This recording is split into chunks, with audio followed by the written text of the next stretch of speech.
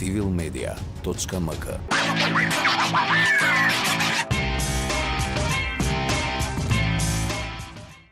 Добре дојдовте. Ова се Кратки нозе.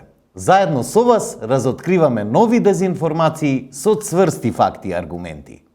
Ова специјално издание на Кратки нозе го посветуваме на дезинформациите што беа објавени за бугарската лична карта на Даниела или Данела Арсовска, кандидатка за градоначалник на Скопје. Тргнуваме веднаш. Бугарскиот портал 24 часа објави дезинформација дека бугарската лична карта издадена на име на Даниела Арсовска не постои. Дезинформацијата ја пренесоа Инфомакс, Курир, Република, Плюс Инфо, Фактор и други македонски портали. Ова е само дел од случајот за бугарското државјанство на кандидатката за градоначалник на Скопје Арсовска, што го објави СДСМ, а кој со денови ја бранува јавноста. Во објавата на 24 часа се тврди дека личната карта на име на Даниела Арсовска, според пребарувањето на регистарот на бугарското МВР, не е издадена.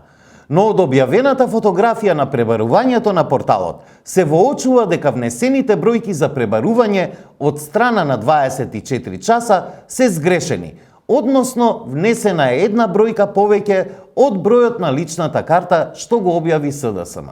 Што може да се провери од податоците на личната карта што ја објави СДСМ? Нема начин на проверка на фотографијата, која во документот што го објави СДСМ е на Данела Арсовска. Името во бугарската лична карта е за една буква различно – Даниела Арсовска. Но проверливи се другите податоци, како датумот на раѓање идентичен со тој на Арсовска и наведениот матичен број. Не се спорни и други податоци, како бројот на личната карта 64694897. Ако го внесете тој број и датумот на раѓање во онлайн формуларот на Бугарското Министерство за внатрешни работи, се добива информација дека личната карта на име Даниела Арсовска е валидна. Ова се податоци што ги има во два јавни регистри на Република Бугарија. Оној на бугарската главна дирекција, каде може да се најдат гласачи по изборни единици, како и во системот на бугарското МВР. И покрај ова, неколку македонски портали ја објавија дезинформацијата на 24 часа од Бугарија. Инфомакс ја пренесува дезинформацијата со наслов «Ексклузивно. Документите се монтирани. Лице Даниела Арсовска од Скопје не постои во системот на МВР на Република Бугарија». Не една, туку неколку Даниели со презиме Арсовска постојат во системот на МВР и Агенцијата за бугари во странство, но ниту една го нема бројот на уверение кој на пресконференција го презентираше Славјанка Петровска од СДСМ, вели Инфомакс. Курир пак објави наслов и бугарските медиуми ја урнаа црната пропаганда на СДСМ. Данела Арсовска нема бугарска лична карта, фото. Дезинформацијата ја објави и Република со наслов «Бугарски 24 часа. Проверивме, Данела Арсовска нема бугарска лична карта». Порталот Скопје 1 со наслов «Бугарски весник ја реши дилемата за личната карта на Арсовска». А порталот Фактор објави наслов «Бугарски медиум проверил и објави дека Данела Арсовска нема бугарска лична карта». Не ме чуди што фалсификуваа и лична карта на Данела, напиша Александар Митовски од Инфомакс. И Плюс Инфо ја објави дезинформацијата, но по кусо време таа беше симната од порталот, избришана од Facebook страницата и од Facebook налогот на уредникот Героски. Сепак, порталот 24 часа греши. Нашата проверка на сајтот на бугарското МВР покажа дека постои личен документ на Данела Арсовска, со таков број каков што има на фотографијата што ја лиферуваше СДСМ.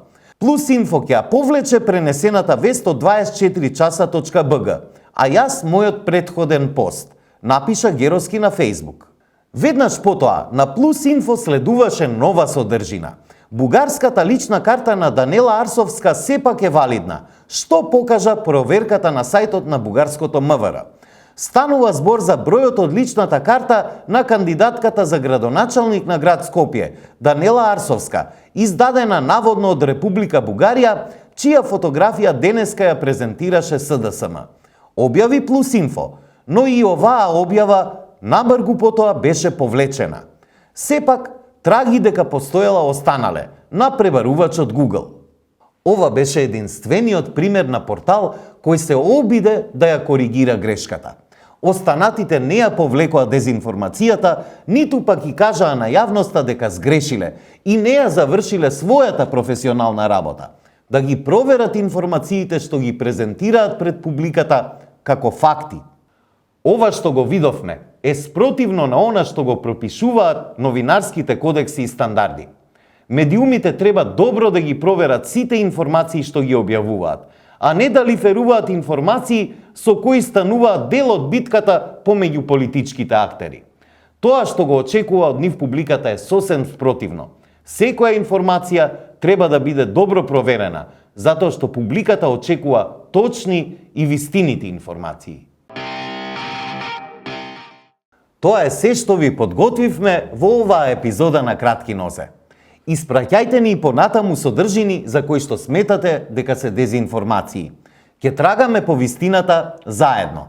Се гледаме наскоро. Останете со Цивил медија.